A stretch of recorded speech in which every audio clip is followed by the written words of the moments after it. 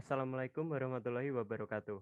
Perkenalkan, kami dari kelompok 2, K06 Fisika Dasar 1B FTMD. Kami akan menunjukkan hasil RBL kami, yaitu menentukan parameter penentu lompatan tertinggi. Kelompok kami berjumlah 7 anggota, yaitu Masita Mutiara Metuah, Rani Khanisa, Evelio Christian Fresley, Khalif Hakim Rizal, Ratna Devinta Salsabila, Muhammad Hakim Alfaneda, dan yang terakhir Muhammad Izul Haq. Dalam RBL ini, kita melakukan dua variasi lompatan, yaitu yang pertama, counter movement. Lompatan counter movement dilakukan dari berdiri tegak. Lalu, lakukan lompatan dengan mengambil ancang-ancang dengan menekuk kaki ke depan, lalu melakukan lompatan. Yang kedua ada squat jump. Lompatan squat jump dilakukan dari posisi squat.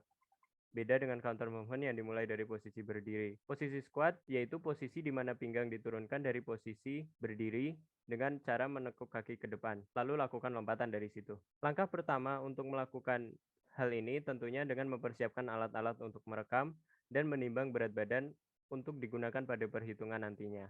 Kami memiliki dua tujuan percobaan, yaitu yang pertama adalah untuk dapat melakukan perhitungan untuk mendapatkan perubahan momentum dan perubahan energi setelah menganalisis lompat vertikal yang telah dilakukan. Yang kedua adalah untuk menampilkan perbandingan kecepatan, percepatan, dan posisi terhadap waktu dalam bentuk grafik dengan menggunakan alat penunjang, yaitu software menganalisa video. Untuk teori dasar, kami memiliki 4. Yang pertama adalah kinematika. Kinematika sendiri adalah ilmu yang membahas gerak suatu benda atau sistem dengan tidak menjadikan gaya penyebab gerak benda tersebut masuk dalam perhitungan. Dan yang kedua, kami memiliki hukum kekenalan energi mekanik. Secara sederhana, kita ketahui bahwa energi mekanik adalah energi total dari penjumlahan antara energi potensial dan energi kinetik. Energi mekanik ini konstan di setiap titik. Maka kita tahu bahwa perubahan energi kinetik akan sama dengan negatif dari perubahan energi potensial. Yang ketiga adalah hubungan antara impuls dan momentum. Perubahan momentum dari suatu objek setara dengan impuls. Dan yang keempat adalah hubungan antara usaha dan energi. Usaha atau yang juga dikenal sebagai kerja adalah perpindahan energi ke atau dari suatu objek melalui gaya yang bekerja pada sebuah objek. Kita buka aplikasinya dulu. Lalu kita ke File, Open Video, pilih salah satu loncatannya. Dan berikutnya adalah kita ke Tools, lalu ke Coordinate System. Kita tentukan titik 0,0 di mana. Nah, di sini. Lalu langkah berikutnya adalah kita klik kanan, klik trackpad, lalu kita arahkan trackpad ini ke 0,0. Kira-kira di situ. Nah, sekarang kita klik kanan lagi dan ke configuration. Nah, ini saya akan ke 0,0. Nah, titik yang kecil ini kita digunakan untuk merekam areanya, dan yang besar ini kira-kira untuk galapnya. Kita kecilin saja segini kira-kira ya. Kita ganti width-nya itu sekitar 10 biar nanti saat kita mulai merekam itu bisa kelihatan garisnya, dan warnanya kita ubah kira-kira hijau. Nah, sekarang kita akan mulai perekaman gerak loncatannya.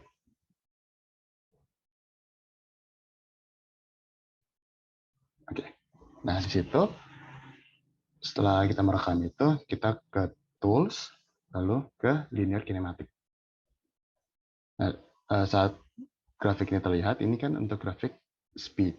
Nah, jika kita mau melihat grafik posisi, kecepatan, dan percepatan, kita ke data ini, klik tanda panah ini, lalu kita ke vertical position. Nah, di sini terlihat bahwa grafiknya dari 0 naik gitu setelah pas loncat, dari sini lalu turun dan ke 0 lagi. Dan juga vertical velocity juga hal yang sama, dan akselerasi juga hal yang sama. Nah, untuk mendapat data ini, kita cukup dengan export data yang akan didapatkan Excel. Kita coba contoh.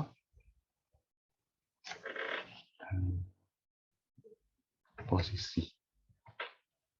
Lalu kita buka data tersebut, maka akan muncul tabel. Sebentar. Ini dia.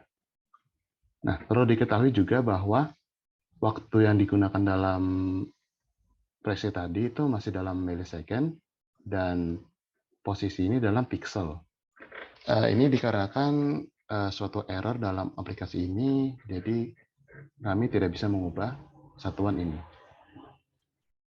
Jadi kami harus mengubah secara manual. Nah, itu berlaku juga untuk grafiknya. Jadi cukup dengan copy clipboard. Lalu ke Excel tadi, kita ini di X dulu, Ctrl V, nah ini didapatkan datanya. Nah, lakukan hal yang sama untuk mengambil posisi kecepatan dan percepatan. Dan lakukan hal yang sama pula untuk lanjutan yang berikutnya. Baik, di sini saya akan menjelaskan bagaimana cara kami mendapatkan data ketinggian lompatan, T initial, T final, waktu lompat, massa, V awal, dan V sesaat sebelum take off. Perlu diketahui bahwa data yang kami peroleh ini berada dalam satuan pixel, sehingga hasil yang kami peroleh perlu dikonvert dalam satuan meter. Kemudian, saya ingin menegaskan bahwa saya dalam hal ini menjelaskan bagian squadjam saja, karena penjelasan ini cukup untuk mewakili dalam menjelaskan bagaimana metode yang kita gunakan untuk memperoleh data-data yang kami butuhkan. Dalam hal ini adalah data-data yang tertera di sini. Yang pertama, sebelum melakukan analisis, kami melakukan sebuah pengolahan data di mana bagian position ini kami set waktu awalnya sama dengan 0, sehingga memudahkan kami dalam membandingkan dengan variasi gerakan yang lain. Yang pertama yang akan saya jelaskan adalah ketinggian lompatan. Ketinggian lompatan kami dapatkan dengan mengurangkan bagian grafik tertinggi di grafik vertical position ini dengan posisi saat dia berada di titik sesaat sebelum dia lompat. Lalu kami kurangkan keduanya sehingga kami peroleh nilai seperti ini. Yang selanjutnya adalah T initial. T initial kami cari dengan menggunakan metode di mana kami mencari V tertinggi, dalam hal ini 707 meter per second, karena sesaat setelah 707 meter per second, kecepatan dari pelompat semakin berkurang akibat adanya tarikan gravitasi, sehingga menunjukkan bahwa 707 ini merupakan kecepatan saat sebelum dia take off, sehingga pada saat kecepatan ini merupakan waktu awal dari si pelompat untuk melompat, yaitu 0,316 second atau 316 millisecond. Selanjutnya, T final. T final kita peroleh dengan mencari kecepatan sesaat setelah dia landing. Kecepatan sesaat setelah dia landing kita cari dengan metode yang sama seperti tadi, akan tetapi dengan vektor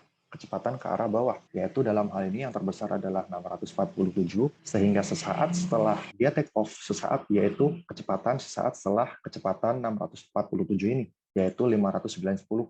Dalam hal ini, T finalnya adalah 666 seperti ini. Waktu lompat kita peroleh dengan mengurangkan T final dengan T initial. Massa kita peroleh dengan mengukur menggunakan timbangan V awal. V awal ini merupakan V ketika dia diam, ketika si pelompat diam. Kecepatan ketika V pelompat diam. Alasan kami menggunakan V awal ketika si pelompat diam adalah untuk mengetahui momentum yang membuat si pelompat mendapatkan lompatan tertinggi, yang akan dijelaskan di sesi selanjutnya. Kemudian V sesaat setelah take off adalah V yang tadi telah kita cari, yaitu 707 pixel per second, yang kemudian kami convert ke satuan meter, sehingga kami peroleh seperti ini. Selanjutnya saya akan menjelaskan mengenai P awal atau momentum saat sebelum take off, delta P take off, energi kinetik awal, energi kinetik saat sebelum take off, dan delta energi take off. Cara kami mendapatkan momentum awal yaitu dengan mengalihkan massa dengan V awal. Kemudian untuk momentum saat sebelum take off, kami mencarinya dengan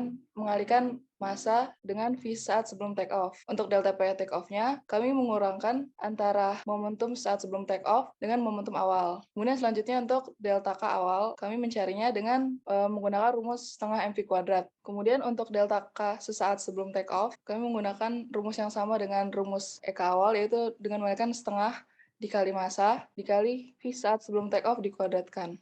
Kemudian delta E take off-nya, kami mencarinya dengan mengurangkan antara EK saat sebelum take off dengan EK awal. Pada kesempatan kali ini saya akan menjelaskan mengenai analisis variasi lompatan.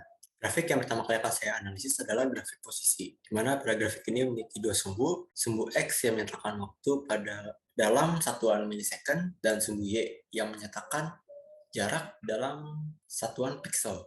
Pada grafik ini dapat kita lihat bahwa grafik counter movement memiliki titik maksimum yang lebih tinggi daripada grafik posisi pada variasi Scott jam, di mana titik maksimum pada counter movement ini mencapai angka 100 lebih, sedangkan pada titik maksimum pada Scott jam tidak dapat mencapai angka 100.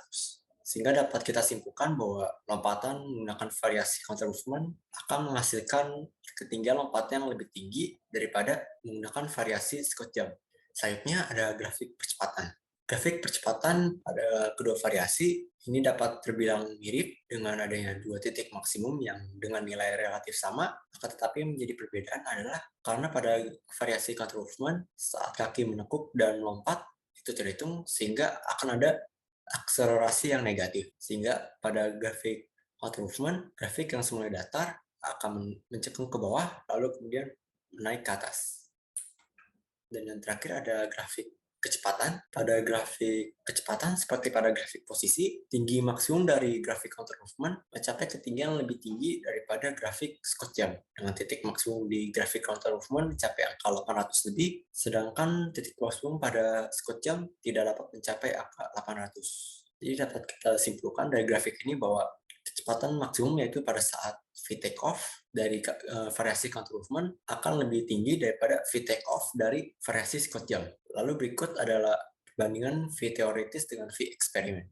Kecepatan teori atau V take off yang teoritis dapat kita peroleh menggunakan ekspresi dari hukum kalam energi mekanik. Kita dapat bahwa V take off adalah sama dengan akar dari 2 dikali kecepatan gravitasi dan dikali dengan ketinggiannya. Ketinggian yang dimaksud adalah ketinggian lompatan. Dapat kita lihat bahwa galat yang dibandingkan dengan kecepatan eksperimen dengan kecepatan teori cukup besar. Dengan galat yang paling kecil berada di angka 5,91%, persentase galat yang paling besar berada di angka 74%. Kita juga peroleh data bahwa rata-rata dari kecepatan eksperimen yang sudah kita peroleh itu berada di angka 0,339 meter per second. Angka ini kemudian akan kita bandingkan dengan kecepatan V take off dari Scott jam yang berada di angka 0,228 yang mendukung bahwa V take off-nya berada lebih tinggi daripada V take off pada Scott jam. Lalu kita lihat bahwa pada persentase galat Scott jam juga berada di angka yang cukup tinggi dengan terkecil adalah 55% dan persentase galat yang paling besar berada di angka 82%. Lalu karena kita sudah mengetahui bahwa V take off dari eksperimen pada variasi counter movement itu lebih tinggi daripada V take off pada variasi Scott jam, maka akan setelah menggunakan rumus impuls dan momentum, seharusnya akan didapat bahwa perubahan momentum dari variasi counter movement akan lebih besar daripada variasi Scott jam. Begitu pula dengan perubahan energi yang ditinjau dari energi mekanik. Perubahan energi variasi counter movement akan lebih besar daripada perubahan energi pada variasi Scott jam. Maka dari pengolahan data sebelumnya dapat disimpulkan bahwa lompatan counter movement akan menunjukkan rata-rata perubahan momentum sebesar 32,34 kg/meter per second dan rata-rata perubahan energi kinetik sebesar 2,63 joule, sehingga menghasilkan rata-rata tinggi lompatan 0,059 meter. Sedangkan pada Scott jam menghasilkan rata-rata perubahan momentum sebesar 14,19 kg/meter per second dan rata-rata perubahan energi sebesar 1,69 joule, lalu menghasilkan rata-rata tinggi lompatan sebesar 0,032 meter. Dari kedua data tersebut didapatkan korelasi tinggi lompatan akan sebanding dengan kecepatan berasal dari rumus perubahan energi dan gaya hentakan berasal dari rumus perubahan momentum dan impuls.